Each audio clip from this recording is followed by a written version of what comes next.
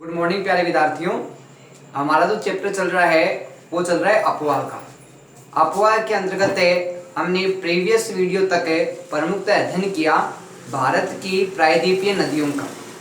प्रायद्वीपीय नदियां हैं वो प्रमुख रूप से अरब सागर में और बंगाल की खाड़ी में प्रमुखतः गिरती है। आज हमें अपने नए बिंदु को प्रमुखतः स्टार्ट करेंगे। इसमें हम प्रमुखतः बात करेंगे जल के तलीय क्षेत्र की और उसके साथ साथ हम प्रमुख रूप से अध्ययन करेंगे झीलों के बारे में।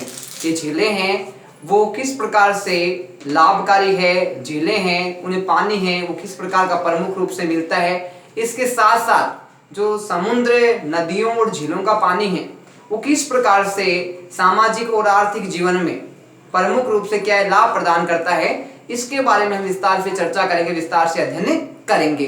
तो सबसे पहले बात आती है हमारी पृथ्वी के धरातल की जो स्थिति है उसके बारे में बात करेंगे कि पृथ्वी पर कुल जल है वो कितना है और उसका जो प्रमुखतः स्वच्छ जल है वो धरती पे प्रमुख रूप से पृथ्वी पे कितना देखने को मिलता है और उसमें से भी कुछ जल है वो किस प्रकार से बर्फ के रूप में, हिमानी के रूप में जमा हुआ है पहाड़ों पे, प्रमुखतः बड़े बड़े जो हिमालय पर्वत है वहां पे। इसके बारे में हम विस्तार से चर्चा करेंगे, विस्तार से अध्ययन करेंगे। तो सबसे पहले बात आती है कि पृथ्वी के धरातल का लगभग कितना प्रतिशत भाग है वो प्रमुख रूप से जल से घिरा हुआ है या वहां पे जल प्रमुखतः पाया जाता है।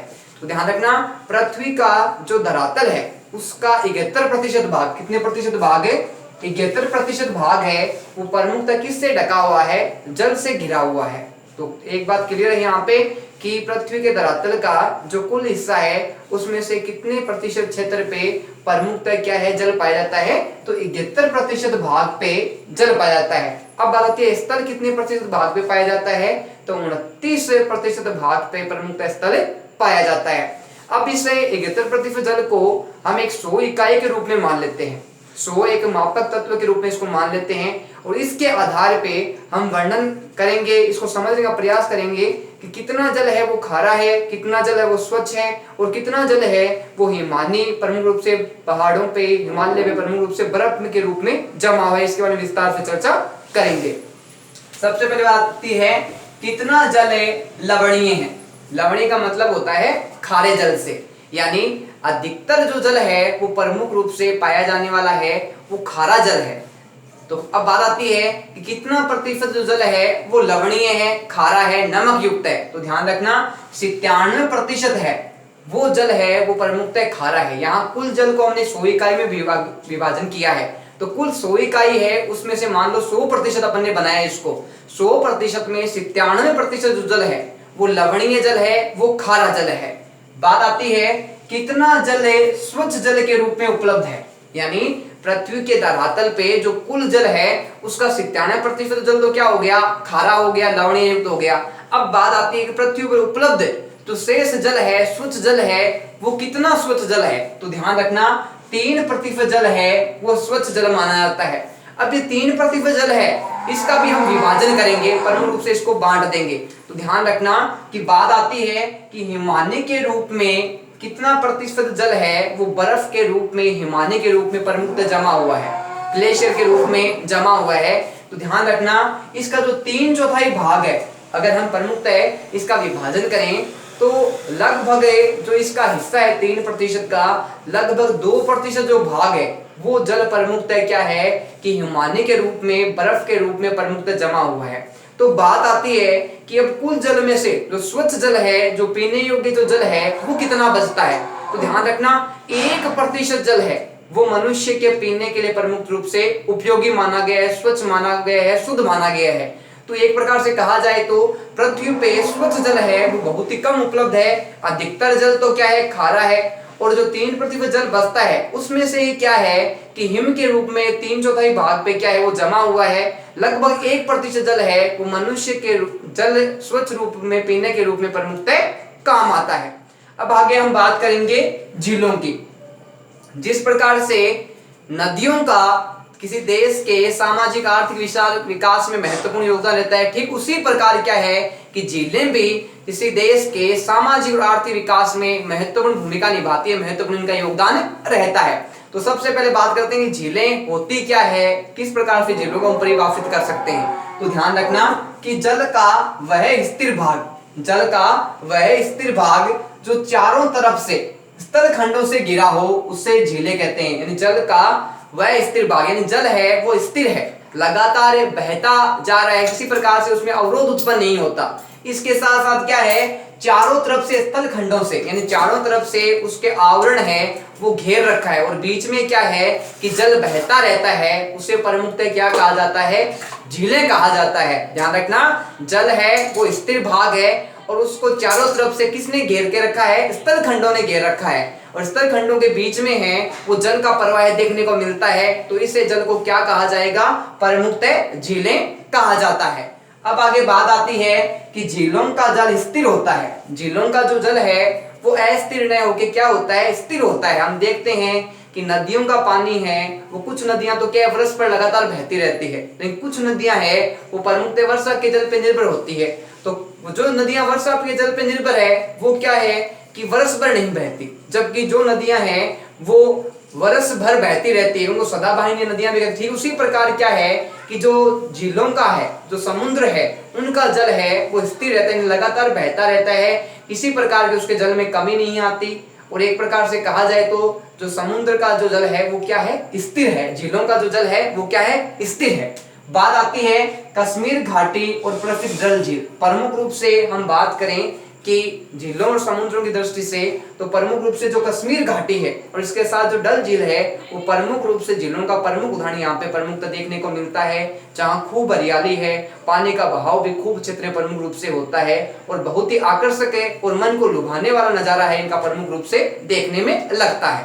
बात आती है प्रत्येक वर्ष से लाखों पर्यटकों को आकर्षित करती है, यानी प्रत्येक वर्ष है वो लाखों हजारों पर्यटक है वो यहाँ पे प्रमुख रूप से क्या है कि घूमने आते हैं, इन पानी के नज़ारों को प्रमुख रूप से देखने आते हैं और उन्हें आनंद का अनुभव होता है। तो प्रमुख रूप से कहा जाए तो जो ये झीलें, नदियाँ और समुद्र है ये एक प्रकार से पर्यटन के क्षेत्र में महत्वपूर्ण योगदान रहता है। सिर्फ ये नहीं है कि नदियों और झीलों से सिर्फ क्या है कि जो परिवहन के रूप में यूज किया जाता है, इनको सामान ढुलाई के रूप में यूज किया जाता है। इस नदियों, उन झीलों का, समुद्रों का प्रमुखता उपयोग है पर्यटन के रूप में प्रमुख रूप से किया जाता है, और लोग है वो प्रमुख रूप से अपने समय को सही तरीके से व्यवस्थित करने के लिए, आनंद लेने के लिए यहाँ प्रमुख रूप से ऐसे स्थानों पे पहुंचते हैं। बात आती है नौकायान, तैराकी, जलीय खेलों का आनंद। अब लोग यहाँ पहुंचते हैं इन झीलों पे, नदियों पे, समुद्रों पे, तो प्रमुख रूप से किस प्रकार से वो आनंद को अपने अत्यधिक बढ़ाते हैं, अत्यधिक आनंद उनको मिलता है, प्रसन्नता उनको मिलती है, खुशी उनको मिलती है। तो प्रमुख रूप से नौकायान, तैराकी और जलीय जो खेल है उनका आनंद लोगों को मिलता है, वो मन को लुभाते हैं, आकर्षित करते हैं और जो है उनका जीवन अत्यधिक खुशहाल हो जाता है। तो एक प्रकार से लोगों को आनंद प्रदान करने का, लोगों को खेल नए प्रदान करने का और लोगों की खुशी में जो अत्यधिक वृद्धि होती है वो यहाँ पर्यटन क्षेत्रों पे जाके और आनंद का उनको अनुभव प्रमुखतः होता है। बात आती है कश्मीर, नैनीताल, पर्यटन स्थल आकर्षित करते हैं। प्रमुख रूप से जो स्थल है जहाँ लोग ज्यादा जाना पसंद करते हैं, ज्यादा घूमना पसंद करते हैं, अपनी छुट्टियां बिताना ज्यादा पसंद करते हैं, वो स्थान प्रमुख रूप से कौन कौन से हैं, तो ध्यान रखना प्रमुख रूप से जो कश्मीर है, नैनीताल है, यहाँ लोग हैं वो यहाँ के नज़ारों को, यहाँ की वादियों को प्रमुख रूप से देखना पसंद करते हैं, जिस कारण वो अपने वेकेशन होते हैं उस समय यहाँ प्रमुख रूप से पहुँचने का प्रयास करते हैं और यहाँ पे जो नौकायान होता है उसका आनंद लेते हैं, तैराकी का आनंद लेते हैं और उनको खूब आनंद और प्रसन्नता प्रमुख रूप से मिलती है। हमने बात की कि ये जो झीलें हैं प्रमुख रूप से, ये प्रमुख रूप से किसी एक उद्देश्य से इनका लाभ नहीं होता, विभिन्न जो उद्देश्य है वो इन झीलों से, इन समुद्रों से, इन नदियों से पूरे होते हैं और विभिन्न प्रकार से विभिन्न स्थितियों में ये देश के आर्थिक, सामाजिक विकास से अपनी महत्वपूर्ण भूमिका निभाते हैं। तो आगे हम बात करते हैं एक महत्वपूर्ण बिंदु जो इनसे संबंधित है। बात आती है कि पर्यटन को आकर्षित करने के लिए झीलों का क्या महत्व है, यानी पर्यटन की दृष्टि से लोग एक स्थान से दूसरे स्थान पे जाते हैं घूमने के लिए, अपने वेकेशन को बिताने के लिए। तो ये जो अपना झीलों वाला जो स्थान है प्रमुख रूप से जो पर्यटन की जो स्थल है, यहाँ पे जो लोग जाते हैं इनमें प्रमुख रूप से क्या है, झीलों का क्या महत्व है। झीलों वाला जो स्थान है वो किस प्रकार से लोगों को आकर्षित करता है, क्यों लोग यहाँ प्रमुख रूप से पहुंचते हैं, इसके पीछे प्रमुख रूप से उद्देश्य क्या है, इसको जानने का प्रयास करेंगे। बात आती है मानव के लिए अन्य कारणों से भी झीलें उपयोगी है। मानव के लिए सिर्फ झीलें हैं, ये पर्यटन के लिए ही सिर्फ उपयोगी नहीं है। प्रमुख रूप से देखा जाए तो इनसे बहुत सारे क्या है व्यापारिक कार्य भी किए जाते हैं, बहुत सारे अन्य उद्देश्यों की पूर्ति होती है। एक प्रकार से कहा जाए तो सिर्फ पर्यटन की दृष्टि से ही झीलें, समुद्र, नदियां उपयोगी नहीं है। प्रमुख रूप से झीलों, नदियों से क्या है कि मत्स्य पालन का कार्य भी किया जाता है। बहुत सारे लोग हैं वो मत्स्य पालन का कार्य करते हैं और बहुत सारे लोगों की आजीविका का जो प्रमुख साधन है, जो झीलों के, नदियों के, समुद्रों के जो किनारे वाले स्थानों पर रहते हैं, उनका प्रमुख जो व्यवसाय है वो मत्स्य पालन का होता है। और मत्स्य पालन का व्यवसाय होने के कारण क्या है कि प्रमुख रूप से ये जो लोग हैं ये नदी, समुद्र और झीलों पे प्रमुख रूप से निर्भर करते हैं। इसके साथ बात आती है कि इन झीलों, नदियों और समुद्रों के द्वारा प्रमुख रूप से क्या है कि बंदरगाहों के माध्यम से, तटों के माध्यम से प्रमुख रूप से क्या है कि एक स्थान से दूसरे स्थान पर जो भारी भरकम सामान है वो प्रमुख रूप से एक स्थान से दूसरे स्थान पे पहुंचाया जाता है। और प्रमुख रूप से अगर कहा जाए तो भारत का 95% जो विदेशी व्यापार है वो प्रमुख रूप से इन झीलों, नदियों, समुद्रों के माध्यम से किया जाता है। तो एक प्रकार से कहा जाए तो ये झीलें हैं सिर्फ पर्यटन की दृष्टि से ही महत्वपूर्ण नहीं है, ये लोगों के आजीविका का प्रमुख साधन है। और हम जो विदेशी व्यापार करते हैं उसमें भी महत्वपूर्ण भूमिका है इन नदियों और झीलों की रहती है। मानव है वो उसको भी इससे लाभ होता है। हम देखते हैं, हमने बात की अभी तक है पर्यटन के रूप में, परिवहन के रूप में। अब एक बात और आती है, इन नदियों और झीलों के पानी से विद्युत का निर्माण भी किया जाता है। किसका निर्माण किया जाता है? विद्युत का निर्माण भी किया जाता है। और जो विद्युत प्राप्त होती है वो प्रमुख रूप से क्या है कि लोगों के जीवन के लिए एक महत्वपूर्ण प्रमुख रूप से एक साधन है, क्योंकि विद्युत के बिना क्या है कि व्यक्ति का जीवन वर्तमान समय में क्या है अधूरा देखने को मिलता है। व्यक्ति की विभिन्न जो जरूरतें हैं, आवश्यकताएं हैं, वो प्रमुख रूप से बिजली से संबंधित है। तो इस प्रकार से कहें तो सिर्फ पर्यटन की दृष्टि से झीलों का, नदियों का महत्व नहीं है, विद्युत की दृष्टि से, मत्स्य पालन की दृष्टि से और विदेशी व्यापार की दृष्टि से भी क्या है कि इन झीलों का विशेष रूप से महत्व रहता है। बात आती है पृथ्वी की सतह के गर्त वाले भागों में जहां जल जमा हो जाता है उसे झील कहते हैं। इन पृथ्वी की जो सतह है उसका जो गर्त है यानी सामान्य स्तर से कुछ नीचे का जो भाग है और उसके बाद में यहाँ पानी प्रमुख रूप से जो इकट्ठा हो जाता है गर्त में, वो प्रमुख रूप से किस नाम से जाना जाता है? उसको प्रमुखतः झीलों के नाम से जाना जाता है। किस नाम से जाना जाता है? प्रमुखतः झीलों के नाम से उसको जाना जाता है। किसको? पृथ्वी की सतह के गर्त वाला जो भाग है जहाँ पे जल है, पानी है, वो इकट्ठा हो जाता है, उसके किसका नाम दिया जाता है? उसे झीलों का नाम है वो प्रमुखतः दिया गया है। बात आती है समुद्र की।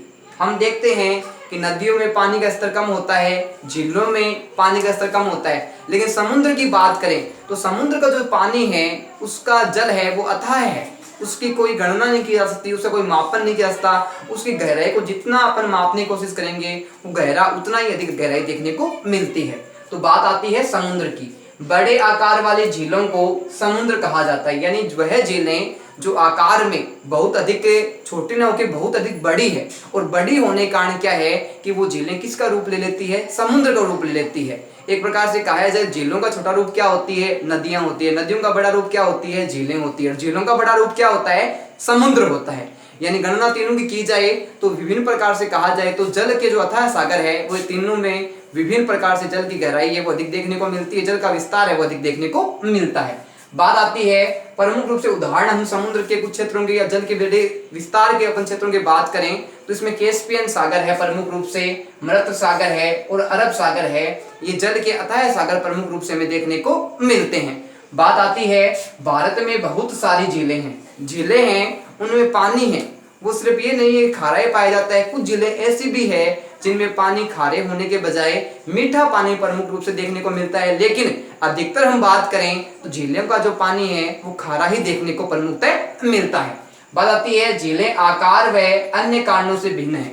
अब बात आती है झीलों का आकार क्या समान होता है या असमान होता है? सभी झीलें क्या बड़ी होती है, छोटी होती है? तो झीलों के आकार में, उसकी गहराई में, उसके विस्तार में भी अंतर देखने को मिलता है। कुछ झीलें जहाँ आकार में बड़ी होती है, गहराई अधिक होती है, वहीं कुछ झीलों की क्या है कि प्रमुख रूप से जो गहराई है, प्रमुख रूप से जल का जो विस्तार है वो प्रमुख रूप से देखने को मिलता है।